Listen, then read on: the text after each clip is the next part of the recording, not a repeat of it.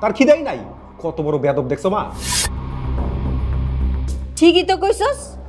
এই মুখপুরি, একদিন মুড়ি খাইলে তোর এমন কি ক্ষতি হইতো? হ্যাঁ, এই যে খা, তুই খা। সারাদিন পরে দুগা খাইতে বইছি, খাওয়ানোর কুটা দেস।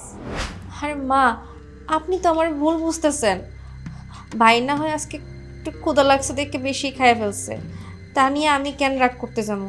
আর আপনার এইবার কেন আমি খাওয়ানোর খোটা দিব? কন। সব তোমার মেয়ের নাটক, বুঝছো মা? তোমার মেয়ে বুঝাইতে চায় সে খুবই মহান, তার কোনো দোষই নাই। হ্যাঁ, একটু চুপ করবি? সারাদিন মাইয়াটা এত পরিশ্রম করে আইছে, এখন কয়টা খাইতে আইছে, সেইখানে তোরা মা পোলা মিলে ওরে কথা শুনাইতেছস। বাবা, তুমি যে কি বলো না, আমার তেমন খিদা নাই। আমি কিছু একটা করে খাবো না, আমি মুড়ি খাই নি মনে। আর তোমরা সবাই খাওয়া শেষ করো, আর তারপরে আমি খাবারগুলো গুছাইয়া ঘুমাইতে যাবো।